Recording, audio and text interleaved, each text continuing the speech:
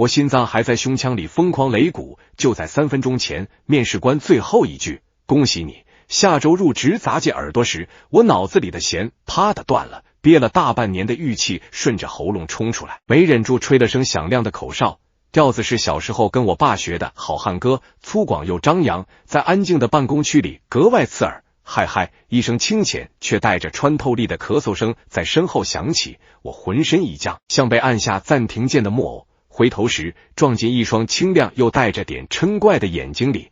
女人穿着一身剪裁得体的米白色西装套裙，长发利落的挽成低马尾，露出纤细白皙的脖颈，脸上没什么浓妆，只唇上抹了层淡粉，显得干练又温婉。她手里拿着个黑色文件夹，指尖轻轻抵在唇角，眉梢微挑，声音不高不低，刚好让周围几个还在整理资料的面试官都听见。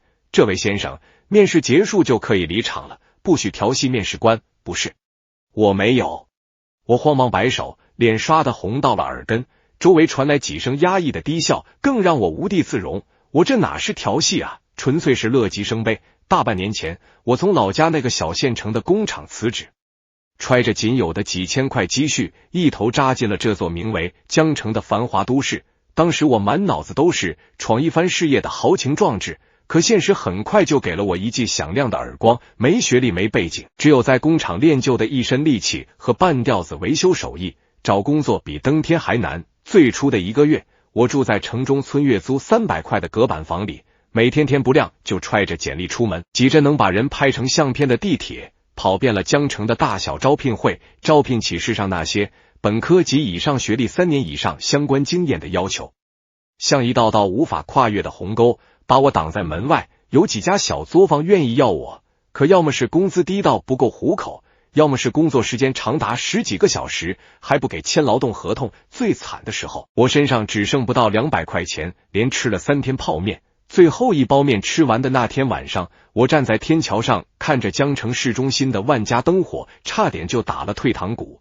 可一想到老家父母期盼的眼神，想到自己当初发誓不混出个人样不回去的狠话，又硬生生把眼泪憋了回去。我咬着牙在网上发了几10条求职信息，不管是维修、安装还是跑腿的活，只要合法合规，我都愿意试。就在我快要山穷水尽的时候，创客集团的面试通知来了。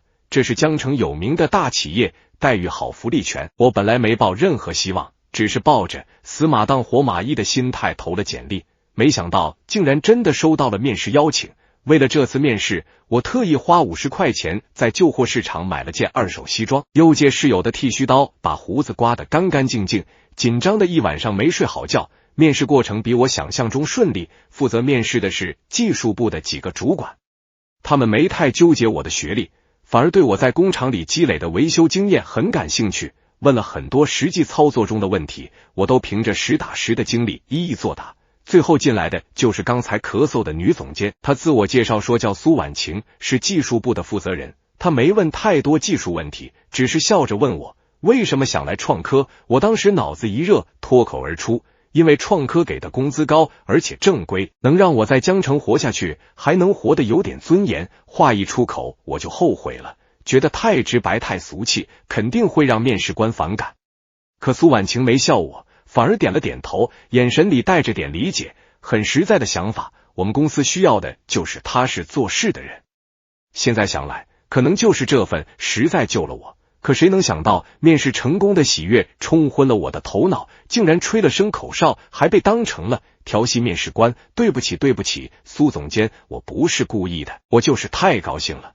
我手足无措的道歉，恨不得找个地缝钻进去。西装的领口被汗水浸湿，贴在皮肤上，又闷又痒。苏婉晴看着我慌张的样子，眼底闪过一丝笑意，紧绷的嘴角柔和了些。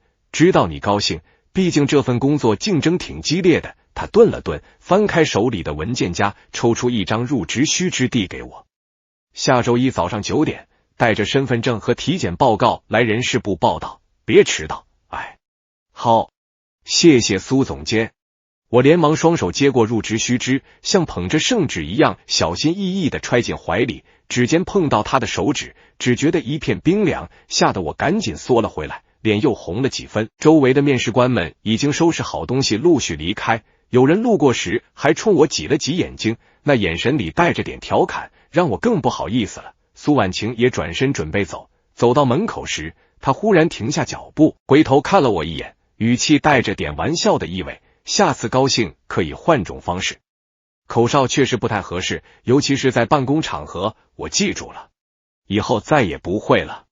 我用力点头，脑袋都快低到胸口了。苏婉晴没再说什么，转身走进了电梯，看着电梯门缓缓合上，我长长的舒了一口气，后背的衣服已经被汗水浸透了一大片。我低头看了看怀里的入职须知，上面创客集团4个字印得清清楚楚，还有苏婉晴娟秀的签名，心里的激动又翻涌起来。只是这次不敢再吹口哨了，只能捂着胸口傻笑。走出创客集团的大楼，夕阳把我的影子拉得很长，江风吹在脸上，带着点暖意，不像之前那么刺骨了。我掏出手机，第一个给老家的父母打了电话。电话接通的那一刻，我抑制不住的哽咽起来。爸妈，我找到工作了，是大企业，待遇很好。电话那头，父母的声音带着掩饰不住的喜悦和哽咽，反复叮嘱我要好好干，照顾好自己。挂了电话，我擦干眼泪，抬头看着创科集团高耸入云的大楼，心里充满了希望。我知道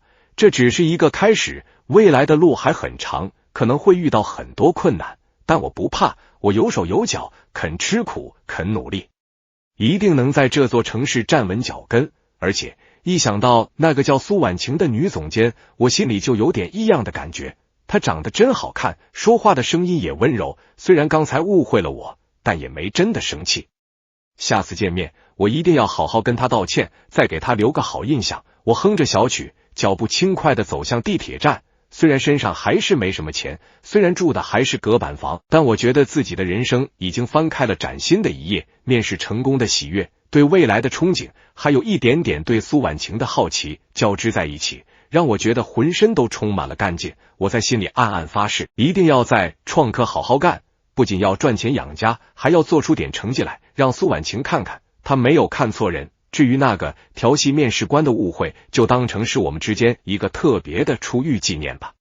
只是下次我可再也不敢随便吹口哨了。周一早上8点半，我站在创科集团的大门外，手心又开始冒汗，身上穿的还是那件50块钱的二手西装，只是特意用室友的挂烫机熨平了褶皱，头发也梳得整整齐齐。为了不迟到，我提前1个小时就从城中村出发，换成了2趟地铁，一路紧赶慢赶，总算在上班高峰前到了公司。人事部的小姐姐很热情，带我办理了入职手续，给了我工牌、门禁卡和一套崭新的工装。工装是深蓝色的，质地挺刮，穿在身上比我那件二手西装舒服多了。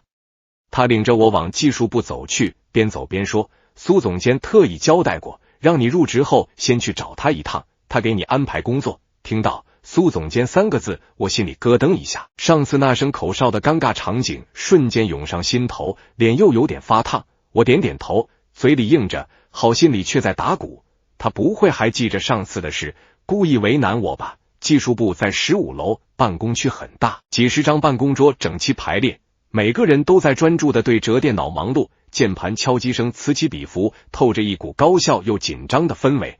人事部小姐姐把我带到最里面一间独立办公室门口，轻轻敲了敲门，苏总监，新入职的员工林默来了。进来。苏婉晴的声音从里面传来，依旧清亮温婉。我深吸一口气，推开门走了进去。办公室不大，但布置得很精致。靠窗的位置摆着一张办公桌，桌上放着一盆小小的绿萝，阳光透过百叶窗洒进来，在桌面上投下斑驳的光影。苏婉晴正低头看着文件，听到动静抬起头，看到是我，眼底闪过一丝不易察觉的笑意，指了指办公桌前的椅子，坐吧。我小心翼翼地坐下，双手放在膝盖上，紧张的不知道该说什么。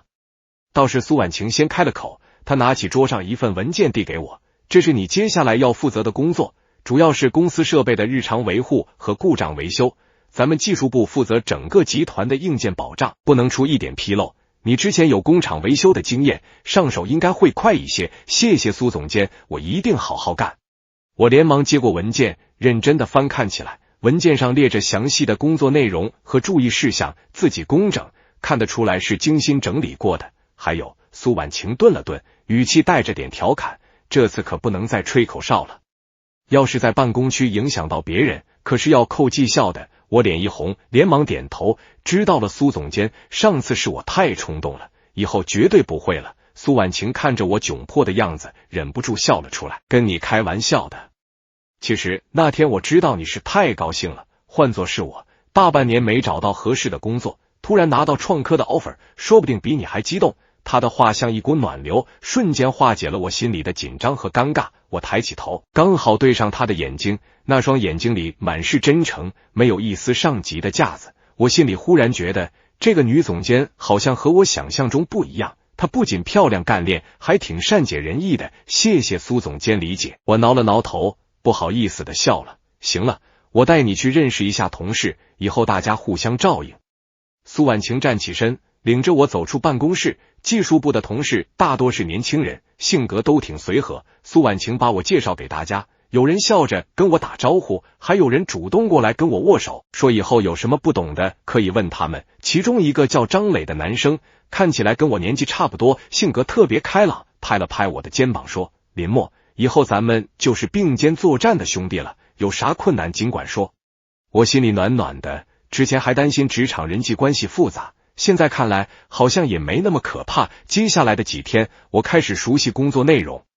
虽然我有工厂维修的经验，但创科的设备比工厂里的先进多了，很多东西我都不太懂。张磊人很好，手把手的教我操作，还把他整理的笔记借给我看。苏婉晴也经常过来问我适应的怎么样。有一次我遇到一个难题，琢磨了半天都没解决，急得满头大汗。苏婉晴刚好路过，看到我为难的样子，主动过来帮忙。他蹲在设备旁边，仔细检查了一会儿，然后指着一个零件说，你看这里线路接触不良，重新接一下就好了。他的声音温柔，动作娴熟，阳光照在他的侧脸上，长长的睫毛投下一片小小的阴影，看起来特别好看。我看着他专注的样子，心里忽然有点走神，直到他喊我，我才反应过来，愣着干什么？赶紧拿工具啊！苏婉晴笑着看我，哦，好。我连忙回过神，赶紧去找工具。在他的指导下，我很快就把问题解决了。我松了一口气，对苏婉晴说，谢谢苏总监，要不是你，我还得琢磨半天。没事，刚开始都这样，慢慢就熟练了。苏婉晴站起身，拍了拍手上的灰尘，以后遇到不懂的，别不好意思问，不管是问我还是问其他同事，都可以。咱们技术部讲究的是效率，没必要自己硬扛。我知道了，谢谢苏总监。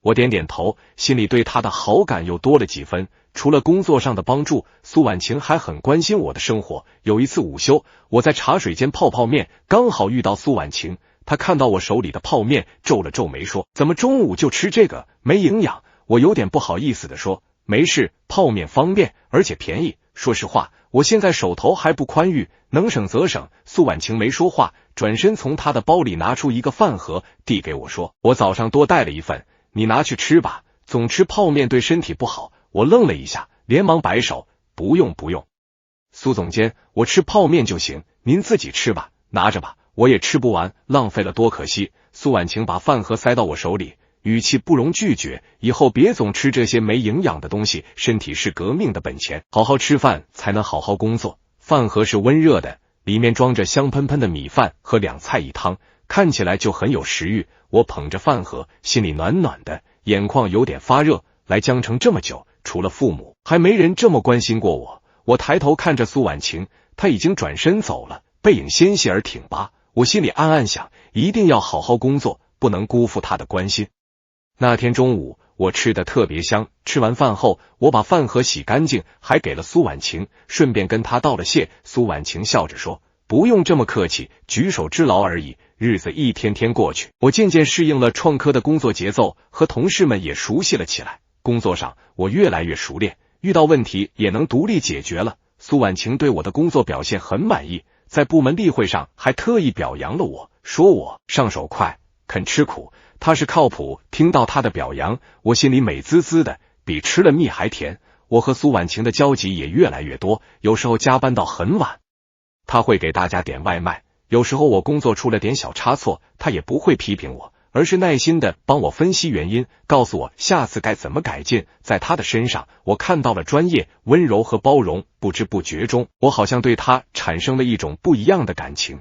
这种感情让我有点慌乱，也有点甜蜜。我知道，我和他之间差距很大。他是名牌大学毕业的总监，而我只是一个没学历、没背景的普通打工者。他家境优渥，而我来自农村，住在城中村的隔板房里。我们就像是两个世界的人，根本不可能走到一起。可我控制不住自己的目光，总是会不自觉地看向他的办公室，控制不住自己的耳朵，总是会留意他的声音。每次和他说话，我都会心跳加速，脸发红。每次他对我笑，我都会开心一整天。有一次部门聚餐，大家都喝了点酒，张磊凑到我身边，拍了拍我的肩膀，暧昧地说：“林默，我看苏总监对你好像有点不一样啊，是不是对你有意思？”我脸一红，连忙摆手：“别瞎说，苏总监只是关心下属而已。”关心下属？张磊撇了撇嘴，他对我们可没这么关心，也就对你，又是教你干活，又是给你带饭的。我跟你说，苏总监这么好的女人，长得漂亮，能力又强，还单身，你可得抓紧机会啊！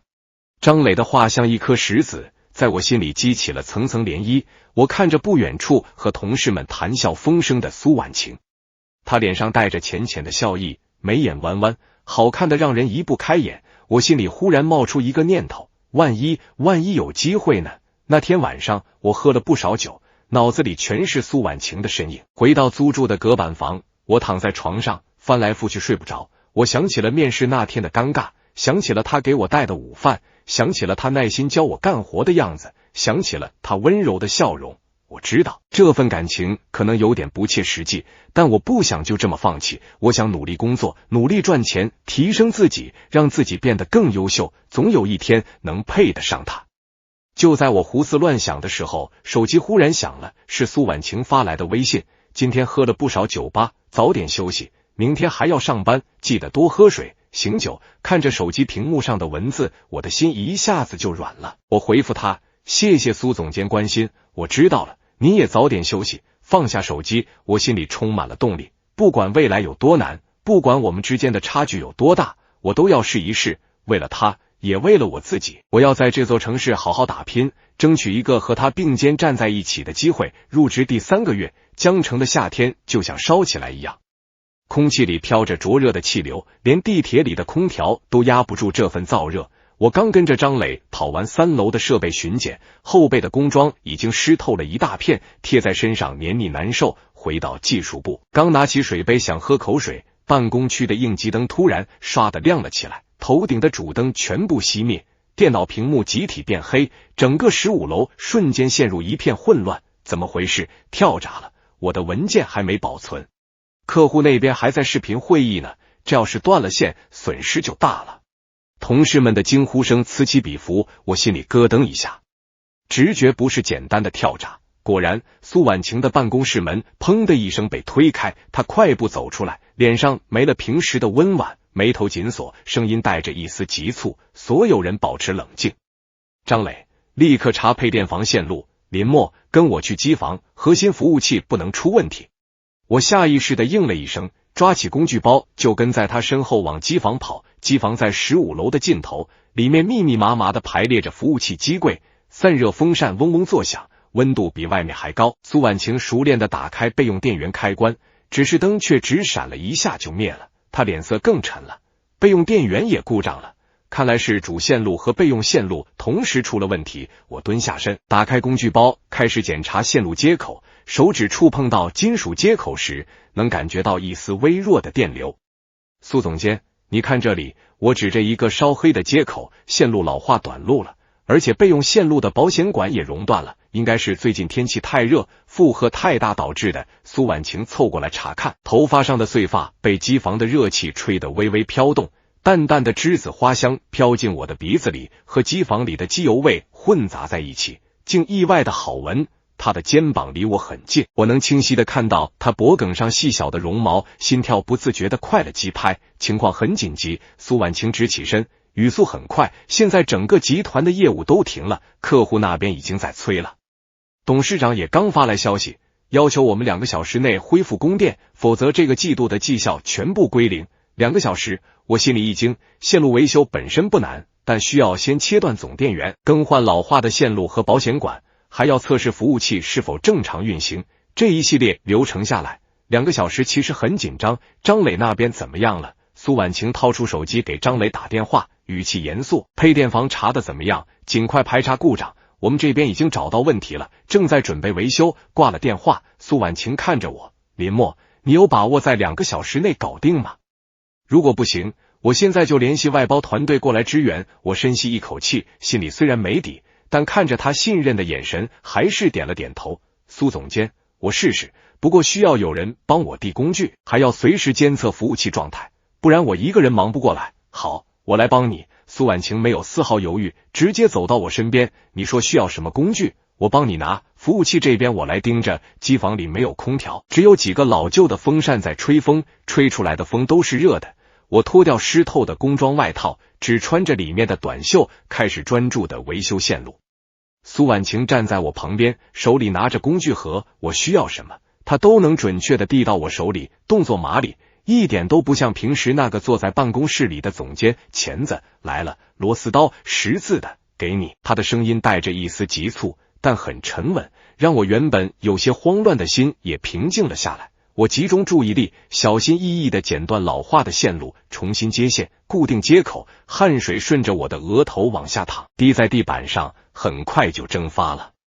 苏婉晴看到我满头大汗，从口袋里掏出一张纸巾，递到我面前：擦擦汗吧，别滴到线路上，再出什么意外。我抬起头，接过纸巾，指尖不小心碰到了他的手指，他的手指冰凉，和机房里的燥热形成了鲜明的对比。我心里一动，快速的擦了擦汗，又低下头继续干活，不敢再看他的眼睛。林默，你以前在工厂里也经常处理这种紧急故障吗？苏婉晴突然开口问道，打破了机房里的沉默。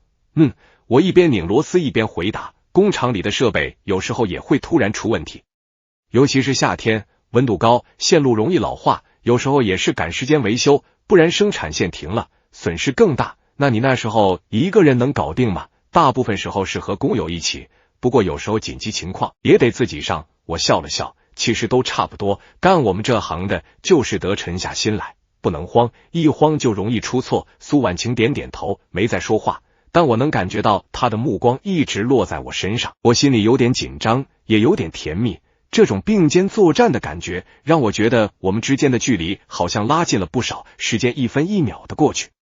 机房里的温度越来越高，我的衣服已经完全湿透了，贴在身上难受的不行。苏婉晴也没好到哪里去，额头上也冒出了细密的汗珠，脸颊通红，却依旧专注地盯着服务器的屏幕，时不时地报给我一些数据。服务器温度正常，线路电压稳定，还有40分钟。林默，能搞定吗？我看了一眼时间，心里有点着急。已经更换完主要的线路和保险管，现在正在测试服务器是否能正常启动。我按下启动键，服务器发出嗡嗡的声音，指示灯依次亮起，屏幕上显示正在加载系统。快了，苏总监，再等几分钟，只要服务器能正常启动就没问题了。我擦了擦脸上的汗，心里祈祷着千万别出什么岔子，可偏偏怕什么来什么。服务器加载到一半，突然卡住了，屏幕上的进度条一动不动。苏婉晴的脸色一下子变了，怎么回事？是不是哪里没接好？我心里一沉，赶紧检查线路接口，发现所有接口都接得很牢固，没有问题。可能是服务器因为突然断电，系统出了点故障。我咬了咬牙，得重新启动系统，但是这样会耽误时间。现在只剩下30分钟了，没时间犹豫了，赶紧弄。苏婉晴斩钉截铁地说，我来联系技术支持，看看能不能远程协助，你这边尽快重启系统。他立刻拿起手机打电话，我则开始重启服务器。时间越来越紧迫，每一秒都像在煎熬。我盯着屏幕，手心全是汗，心里只有一个念头，一定要成功，不能让苏总监失望，不能让整个部门的努力白费。服务器重启成功，系统开始正常加载，我松了一口气，转头看向苏婉晴，发现她也在看着我，眼神里带着欣慰和一丝不易察觉的温柔。成功了，她轻声问道。系统正常了，再测试一下各个业务模块，没问题的话就可以恢复供电了。我点点头，脸上露出了疲惫但开心的笑容。就在这时，张磊跑了进来，气喘吁吁地说，苏总监，林默，配电房的故障也排查完了，是变压器有点问题，已经临时处理好了，现在就等你们这边了。好，苏婉晴点点头，现在开始恢复供电。张磊，你去通知各个部门做好准备。张磊应了一声，转身跑了出去。我按下供电开关，机房里的服务器全部启动，指示灯闪烁着正常的绿光。很快，办公区的主灯也亮了起来，电脑屏幕陆续恢复，同事们发出了一阵欢呼。苏婉晴看了一眼时间，刚好1个小时50分钟，比规定时间提前了10分钟。他长长的舒了一口气，脸上露出了久违的笑容，像雨后的阳光一样耀眼又温暖。太好了，林默，谢谢你，这次多亏了你。不用谢苏总监，这是我应该做的。我挠了挠头，不好意思地说，而且也不是我一个人的功劳，你也帮了我很多。苏婉晴看着我，眼神里带着笑意，你不用谦虚，这次你立了大功，等这个项目结束，我一定向公司申请给你加薪。我心里一喜，加薪对我来说确实很重要，这样我就能更快的攒钱，改善生活，也能离他更近一步。但我更开心的是得到了他的认可。故障排除后，大家都松了一口气，开始各自的工作。我和苏婉晴一起走出机房，回到办公区，同事们看到我们都纷纷投来赞许的目光。张磊更是跑过来拍了拍我的肩膀，林默，你太牛了，刚才真是吓死我了，还以为这次要完蛋了呢，运气好而已。我笑了笑。苏婉晴回到办公室，没过多久就叫我进去，她递给我一瓶冰矿泉水，喝点水休息一下，刚才辛苦了。我接过矿泉水，拧开瓶盖喝了一大口，冰凉的水顺着喉咙流下，瞬间缓解了身上的燥热。谢谢苏总监。坐吧。苏婉晴指了指椅子，其实我一直想问你，你明明有这么好的技术，为什么之前一直在工厂里打工？以你的能力，完全可以找一份更好的工作。我愣了一下，没想到他会问这个问题。我沉默了片刻，缓缓地说，其实我高中没毕业就出来打工了，那时候家里条件不好，弟弟还要上学，我只能早点出来赚钱补贴家用。在工厂里干了几年，虽然累，但也学到了不少维修技术。后来觉得一直待在工厂里没什么前途，就想来江城闯一闯，没想到找工作这么难。要不是创科给我机会，我现在还不知道在哪呢。这是我第一次跟别人说起自己的经历，心里有点感慨。苏婉晴静静地听着，没有打断我，眼神里带着理解和同情。原来如此，他点点头，其实你很优秀，只是缺少一个机会，以后好好干，创科不会亏待有能力的人。我知道，我一定会的。我用力点头。对了，苏婉晴像是想起了什么，从抽屉里拿出一个信封递给我，这是我个人给你的一点奖励，虽然不多，但也是我的心意。这次故障排除，你功不可没。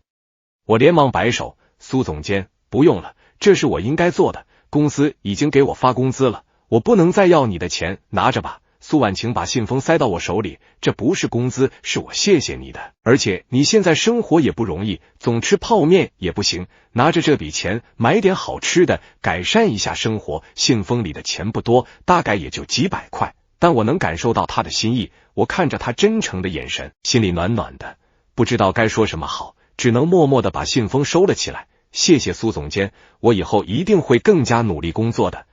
苏婉晴笑了笑。好了，你出去休息吧，下午可以晚点过来上班。走出苏婉晴的办公室，我心里充满了感动。她不仅没有因为我的出身而看不起我，还这么关心我，给我机会。我越来越觉得自己好像真的爱上她了。接下来的几天，因为成功排除故障，技术部受到了公司的通报表扬。苏婉晴在例会上再次表扬了我，还宣布公司会给我加薪500块，同事们都向我道贺。张磊更是羡慕地说，林默，你这下可发达了，不仅加薪，还得到了苏总监的赏识，以后可得多带带我啊。我笑了笑，心里却在想，加薪固然开心，但更让我开心的是，我和苏婉晴的关系越来越近了。他会经常找我讨论工作上的问题，有时候下班晚了，还会主动提出开车送我回去。第一次坐他的车，我心里特别紧张。他的车是一辆白色的轿车，内饰干净整洁，和他的人一样。我坐在副驾驶座上，双手放在膝盖上，不敢随便乱动。你住的城中村离公司挺远的，每天上下班要多久？苏婉晴一边开车一边问道。差不多1个小时吧，坐地铁再转公交。我回答道，那挺辛苦的。苏婉晴点点头。其实你可以考虑在公司附近租个房子，虽然房租贵一点，但能节省不少时间，也不用这么累。我也想过，我叹了口气，但公司附近的房租太贵了，我现在的工资还负担不起，等以后工资再高点再说吧。苏婉晴没再说话，车厢里陷入了沉默。我看着窗外飞逝的风景，心里有点感慨，她生活在光鲜亮丽的世界里，而我却还在为房租发愁，我们之间的差距好像真的很难跨越。快到城中村的时候，苏婉晴突然说，其实我有个朋友，他在公司附近有个闲置的小公寓，租金挺便宜的，如果你不介意的话，我可以帮你问问。我愣了一下，连忙说，不用了苏总监，太麻烦你了，我现在住的地方虽然远，但也挺方便的，不麻烦。苏婉晴笑了笑，我也是觉得你每天上下班太辛苦了，而且住得太远，万一公司有什么紧急情况，也不方便赶过来，我帮你问问吧，如果你觉得合适，就搬过去，不合适也没关系。看着他真诚的眼神，我实在不忍心拒绝，只好点了点头。那好吧，谢谢苏总监。过了2天，苏婉晴告诉我，他朋友同意把公寓租给我，月租只要1000块，比我现在住的隔板房贵了700块，但比公司附近其他的房子便宜多了。我已经帮你看过了，公寓虽然不大，但家具家电都齐全，拎包就能入住。苏婉晴递给我一把钥匙，如果你觉得可以，今天下班就能搬过去。我拿着钥匙，心里特别感动，他不仅帮我找房子，还亲自去帮我看房，这么关心我，让我怎么能不心动？苏总监，真是太谢谢你了，我不知道该怎么报答你。不用报答我。苏婉晴笑了笑，我们是同事，互相帮助是应该的，而且你是技术部的骨干，我也希望你能有更好的生活和工作状态。那天晚上，在张磊和几个同事的帮助下，我搬进了新的公寓。公寓确实不大，但很干净整洁，有独立的卫生间和厨房，比我之前住的隔板房好太多了。搬完家，同事们都走了，我一个人坐在空荡荡的公寓里，心里却很温暖。我拿出手机给苏婉晴发了一条微信，苏总监，我已经搬进来了，公寓很好，谢谢你。很快苏婉晴回复了我，那就好，以后上下班就方便多了，早点休息，明天还要上班。看着手机屏幕上的文字，我心里甜甜的，我知道他对我不仅仅是同事之间的关心，可能也有一点点喜欢吧。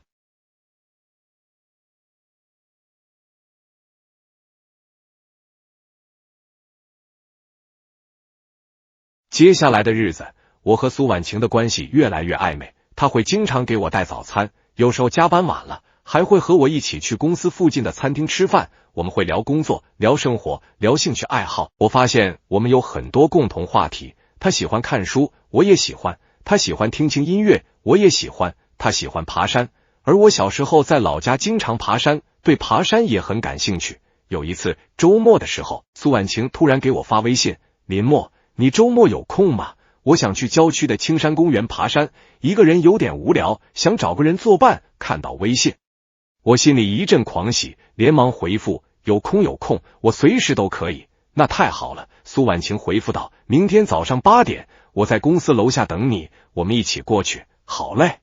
我激动得差点跳起来，这是我们第一次单独出去，而且是去爬山，我心里充满了期待。第二天早上，我特意起得很早，换上了一身休闲装，还特意打理了一下头发。8点不到，我就来到了公司楼下，苏婉晴已经在那里等我了。她穿着一身运动装，扎着马尾辫，脸上没化妆，看起来比平时更清纯可爱。不好意思，让你久等了。我笑着说，没有，我也是刚到。苏婉晴笑了笑，走吧，我们出发。青山公园离市区有点远，开车需要1个多小时。一路上我们聊得很开心，从工作聊到生活，从过去聊到未来。我发现他虽然看起来很坚强干练，但其实内心也有柔软的一面。他告诉我他父母一直在国外工作，他从小就跟着爷爷奶奶长大，所以性格比较独立。大学毕业后，他拒绝了父母让他出国的建议，选择留在江城打拼，就是想证明自己的能力。其实我挺佩服你的。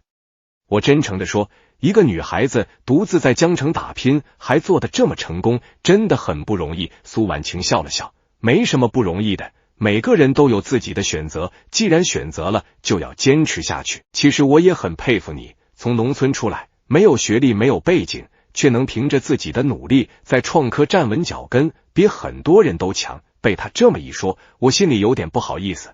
我只是运气好，遇到了好的机会，遇到了你。苏婉晴转过头，深深地看了我一眼，眼神里带着一丝复杂的情绪，然后又转过头去开车，没有说话。我看着他的侧脸，心里有点紧张，也有点期待。到了青山公园，我们买了门票，开始爬山。青山不算高，但山路有点陡。苏婉晴平时看起来挺文静的，没想到爬山还挺厉害，一路上走得很快，我都有点跟不上他的节奏。苏总监，你慢点，等等我。我气喘吁吁地说。苏婉晴停下脚步，回头笑着看我。怎么，不行了？平时在公司不是挺能跑的吗？那不一样。我擦了擦汗，在公司是平地，这是爬山，体力消耗不一样。苏婉晴笑了笑，放慢了脚步。那好吧，我们慢慢走，反正也不急。我们沿着山路慢慢往上爬，沿途的风景很美，绿树成荫，鸟语花香。偶尔遇到陡峭的地方，我会下意识地伸手想去扶他，他也没有拒绝，会轻轻抓住我的手。他的手很软很凉，每次触碰到我都会心跳加速。爬到山顶的时候已经是中午了，山顶有一个观景台，可以俯瞰整个江城的风景。我们找了个地方坐下，拿出带来的零食和水，一边吃一边聊天。你看，江城其实挺美的。苏婉晴指着远处的风景说，我刚来江城的时候也觉得很陌生很孤独，但慢慢的就喜欢上了这座城市。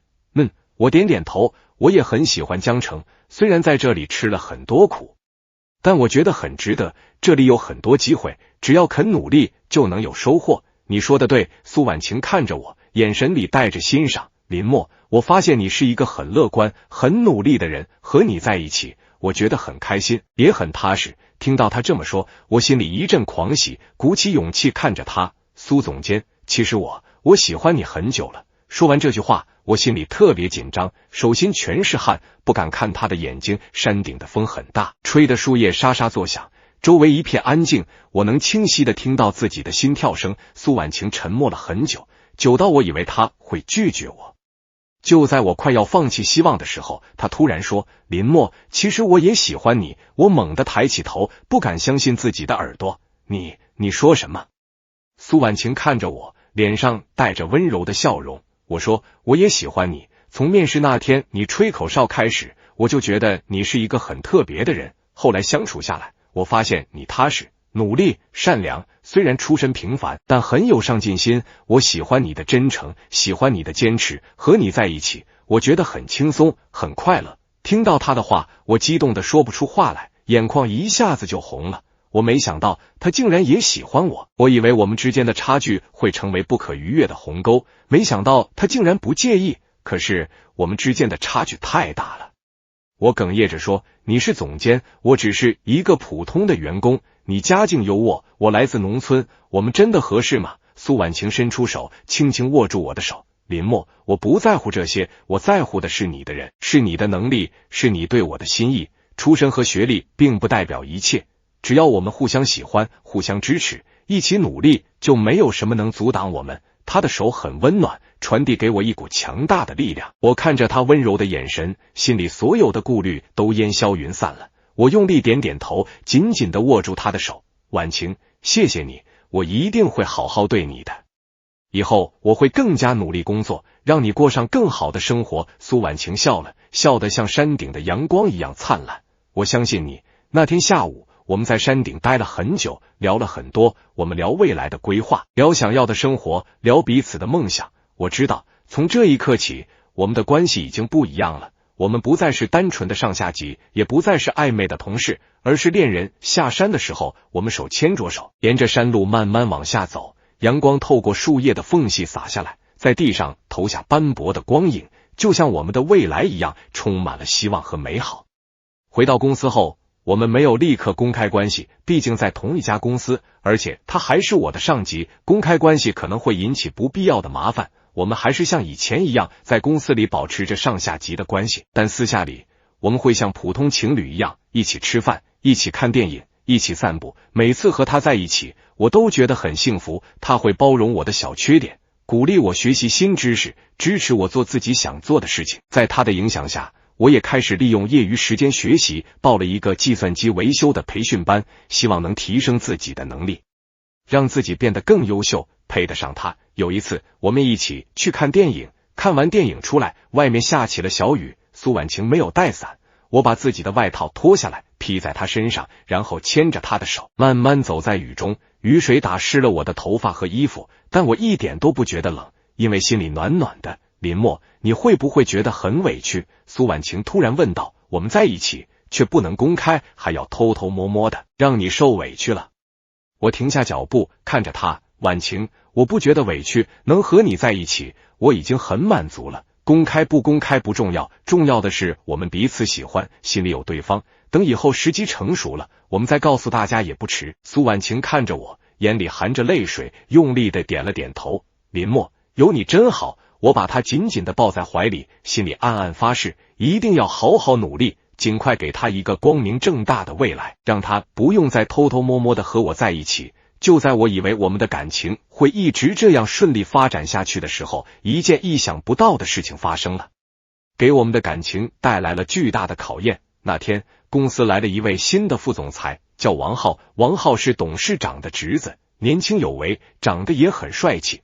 他一来公司就对苏婉晴表现出了浓厚的兴趣，经常以工作的名义找他，还会在公开场合对他大献殷勤。有一次公司举办晚宴，王浩特意坐在苏婉晴旁边，不停地给她夹菜敬酒，眼神里的暧昧显而易见。我看着这一幕，心里特别不舒服，但又不能发作，只能默默地坐在角落里喝着闷酒。张磊看出了我的心思，凑到我身边小声说，林默，你可得小心点，那个王浩好像对苏总监有意思，他可是副总裁，有权有势，你跟他比可没什么优势。我心里一阵苦涩，张磊说的对，王浩比我有钱，比我有权，比我有背景，他能给苏婉晴更好的生活，而我除了一颗爱他的心，什么都给不了他。晚宴进行到一半，王浩竟然当着所有人的面对苏婉晴说，苏总监，我觉得你很优秀，我很欣赏你，不知道你有没有兴趣和我交往。所有人的目光都集中在苏婉晴身上，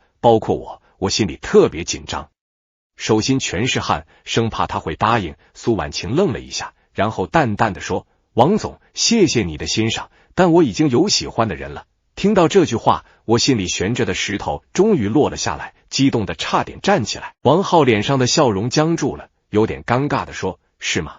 不知道是谁这么幸运，能得到苏总监的青睐。苏婉晴没有回答，只是看了我一眼，眼神里带着温柔和坚定。我知道他是在向我传递信号，他不会因为王浩的身份和地位而放弃我。晚宴结束后，苏婉晴主动找到我，拉着我的手说，林默，对不起，让你受委屈了。我知道王浩的条件比你好，但我喜欢的是你，不管他是什么身份，我都不会放弃我们之间的感情。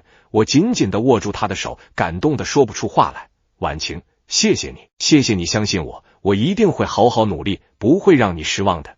我相信你。苏婉晴笑了笑，我们一起努力，不管遇到什么困难都一起面对。虽然苏婉晴明确拒绝了王浩，但王浩并没有放弃，反而变本加厉地追求她。他会送她昂贵的礼物，会以工作的名义给她安排各种高端的饭局，甚至还会在工作上给我使绊子。有一次我负责的一个项目本来进展得很顺利，但王浩却突然在会上提出了很多苛刻的要求，还说我的方案存在很多问题，要求我重新修改，并且要在3天内完成。王总，这个方案我们已经经过多次测试和修改，不存在什么问题，而且3天内重新修改，时间太紧张了，根本不可能完成。我据理力争，怎么不可能？王浩看着我，眼神里带着一丝轻蔑。林默，我知道你是技术部的骨干，但这不是你敷衍工作的理由。如果你做不到，那就说明你能力不够。这个项目可以交给别人来做。我心里很生气，他明显是在针对我。苏婉晴看出了我的委屈，站出来说，王总，林默的方案我看过，确实没有什么问题，而且3天内重新修改，时间确实太紧张了，能不能宽限几天？苏总监，王浩看着苏婉晴，语气带着一丝不满，这是工作，不是儿戏，不能因为你护着他就违反公司的规定。我已经决定了，就3天时间，做不到就换人。苏婉晴还想再说什么，我拉住了他，摇了摇头。我知道和王浩争辩是没有用的，他就是想故意刁难我。好，王总，我答应你，3天内一定完成修改。我咬了咬牙说道，回到办公区，苏婉晴看着我，眼里满是心疼。林默，你不用答应他，他就是故意针对你。我知道，我笑了笑，但我不能让你为难，也不能让他觉得我真的不行，不就是修改方案吗？我加班加点，一定能完成。接下来的3天，我几乎住在了公司，苏婉晴也陪着我一起加班，给我买吃的，帮我分析问题，一起修改方案。晚上，办公区里只剩下我们2个人，灯光下，他的侧脸显得格外温柔。婉晴，你不用陪我这么晚，早点回去休息吧。我看着他疲惫的样子，心疼地说。没关系，苏婉晴笑了笑，我们是恋人，应该互相支持。而且这个方案也有我的一份责任，我不能让你一个人辛苦。看着他坚定的眼神，我心里充满了动力，有他在身边陪着我，再苦再累，我都觉得值得。3天后，我按时提交了修改后的方案。王浩看了方案，虽然心里不满意，但也挑不出什么毛病，只能勉强通过了。通过这件事，我和苏婉晴的感情更加深厚了。我们一起经历了困难，一起面对了挑战，彼此之间的信任和默契也越来越深。我知道，不管未来还会遇到什么困难，只要我们在一起，就没有什么能阻挡我们。我也更加坚定了自己的信念，一定要好好努力，尽快提升自己的能力，争取早日在公司站稳脚跟，让自己变得更优秀，这样才能更好的保护他，给他一个幸福的未来。而我和苏婉晴的爱情故事，也在这场职场的风雨中慢慢绽放出了最美丽的花朵。王浩的刁难没让我退缩，反而激起了我骨子里的韧劲。我知道，只有拿出实打实的成绩，才能让所有人闭嘴，才能光明正大的站在婉晴身边。那段时间，我除了完成日常工作，把所有业余时间都投入到了计算机维修培训班的学习中。婉晴也经常在下班后排挤时间陪我一起看书，讨论问题。他的笔记本上密密麻麻记满了重点，比我自己的还要详细。这个模块你理解的还不够透彻。婉晴指着课本上的电路图，耐心的给我讲解，服务器的供电原理和工厂设备不一样，你得结合实际案例来记，这样更容易上手。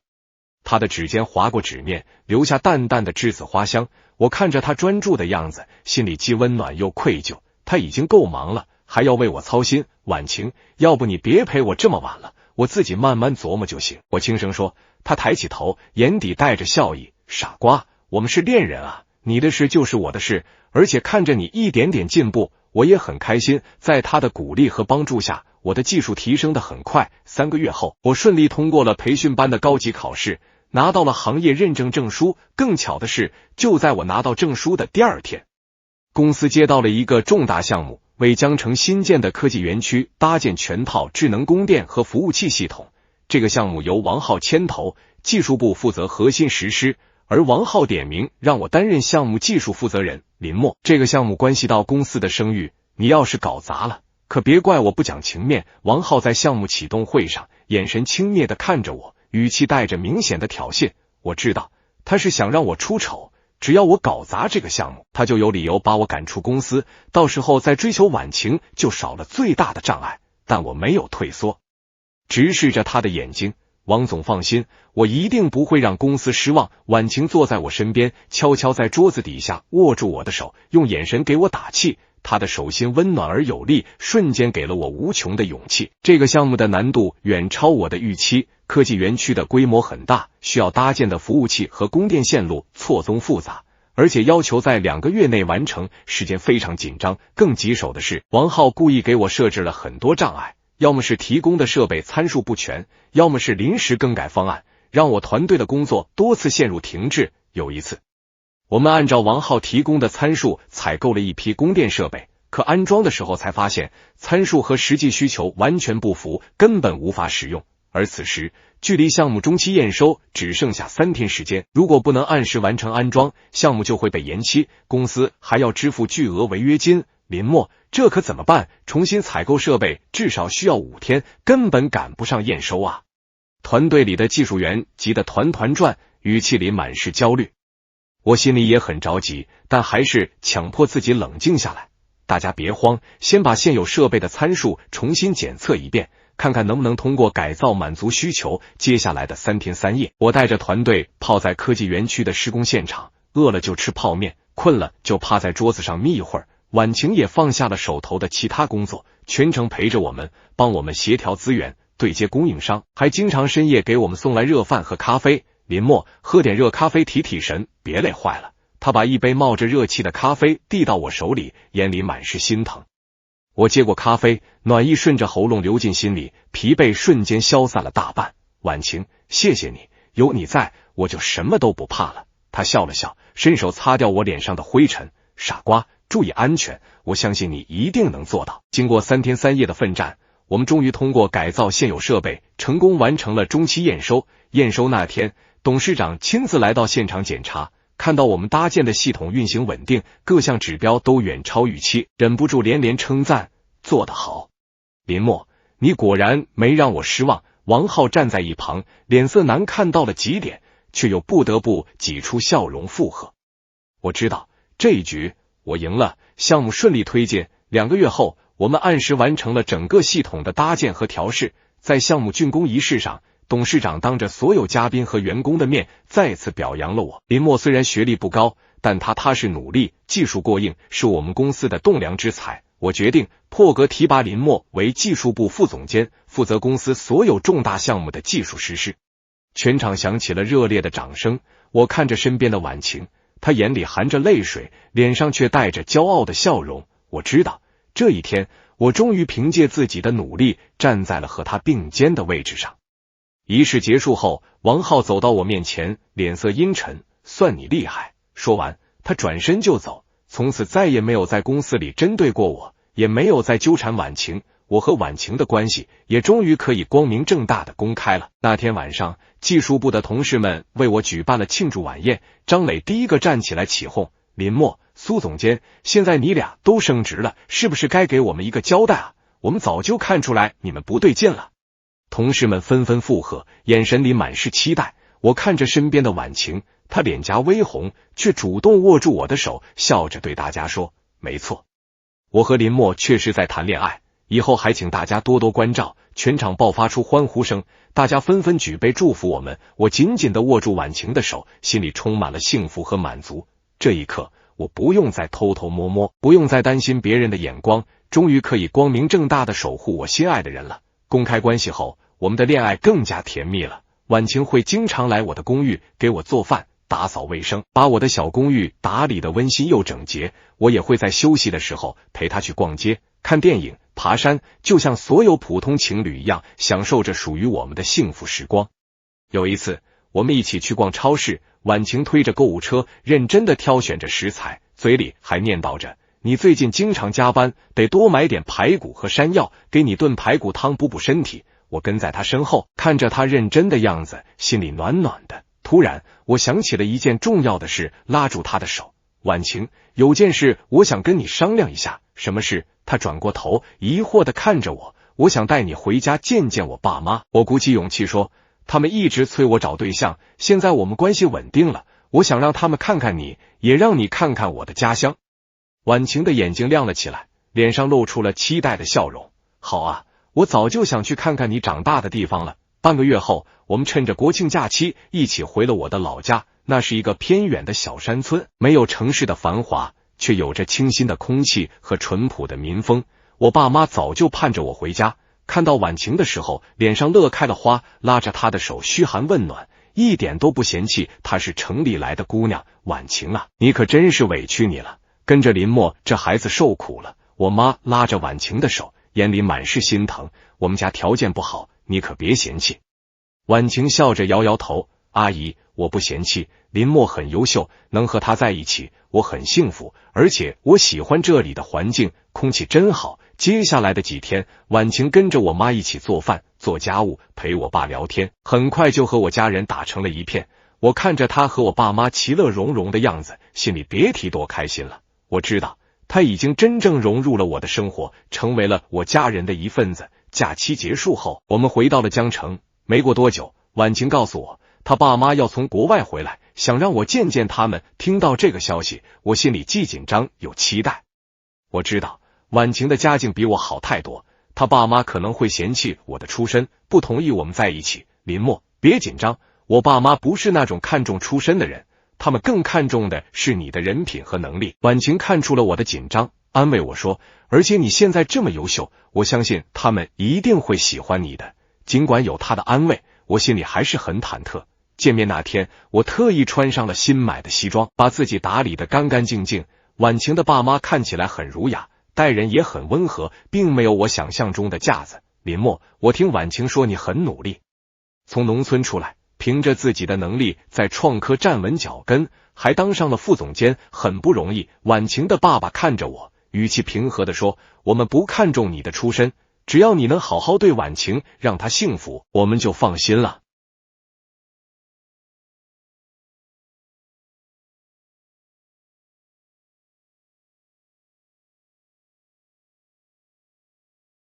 听到这句话，我悬着的心终于落了下来，激动地说，叔叔阿姨，谢谢你们相信我，我一定会好好对婉晴，一辈子对她好，绝不会让她受委屈。婉晴的妈妈笑了笑，递给我一杯茶，看得出来，你是个踏实可靠的孩子，婉晴跟你在一起，我们很放心。得到了双方父母的认可，我和婉晴的感情更加稳固了。半年后，在一个阳光明媚的周末，我带着婉晴来到了青山公园，就是我们告白的地方。我拿出提前准备好的戒指，单膝跪地，看着她的眼睛，婉晴，从面试那天的口哨开始，我的人生就因为你而变得不一样。你陪我走过了最艰难的日子，给了我无数的鼓励和支持。现在，我想给你一个家，一个永远温暖的家。你愿意嫁给我吗？婉晴的眼睛里满是泪水，用力的点了点头，我愿意。